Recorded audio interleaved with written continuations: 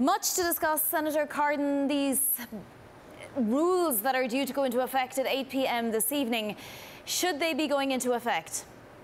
No, they shouldn't. I disagree with the way that this is being implemented, particularly by the directions by the Trump administration. They've already created confusion. If you have a son to visit, okay. A wife to visit, okay. A grandparent, no. What type of evidence is going to be needed? The refugee program has been put on hold from these countries. No, I think this is a mistake, and I think it will be counterproductive to keeping America safe, and it's certainly against our values. Nevertheless, the Supreme Court did in fact rule that people without substantial ties to this country from those 6 countries shouldn't be allowed in. Will this improve national security here?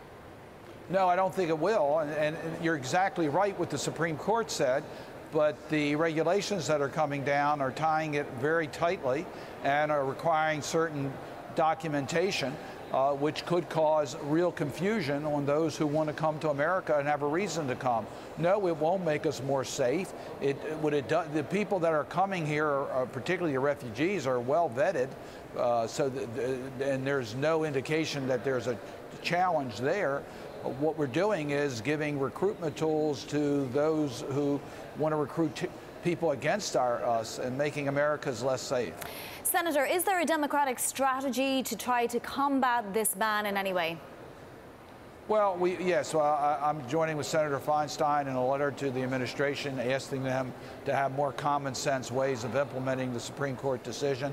Clearly the Supreme Court decision is the law of the land and we have to comply with it. We hope that the court will hear a case shortly in the Supreme Court, clarify this and make it clear that America will not impose a religious test as to who can come to this country.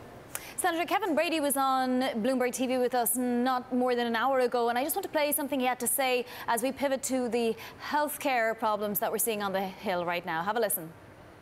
Look, I'm pretty confident that the Senate's going to deliver on health care reform. They've got some work as well to do, just as the House did. This isn't easy work, but the conversations they're having, I think, are positive. And so I do expect that to finish. What's the Democratic strategy here, Senator?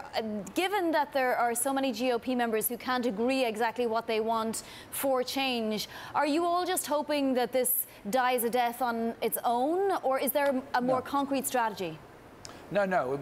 We want to work with Republicans to improve the Affordable Care Act. What we hope is that we won't talk about repeal. What we'll talk about is make it better. And the thing that we've heard the most about from people around the country is the cost of health care. There are many proposals, and I will be doing this today in a more formal way, of how we can bring down the cost of health care, how we can get more competition for insurance companies, how we can deal with pharmaceutical costs and delivery of care, how we can deal with improving the subsidies rather than damaging the subsidies, how we can do with matters that will bring down costs. Many of these have been proposed by both Democrats and Republicans. I'm hopeful that we can come together and improve the law, but not weaken, as the Republican bill would do by slashing Medicaid and doing different tax cuts. Do you, Senator, intend to do this by Friday? Because certainly the GOP members are still very hopeful that there is a deal for them by Friday. And if there isn't something to combat that, then isn't this all fantasy?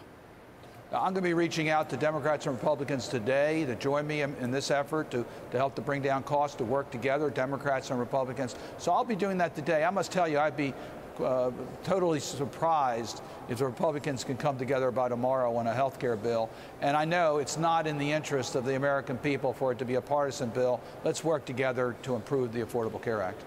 All right, if we don't see something concrete from the Democrats by literally tomorrow, and we do see something that's going to be scored next week over recess by the GOP, does it have a chance of passing? Will we have a different healthcare system this year?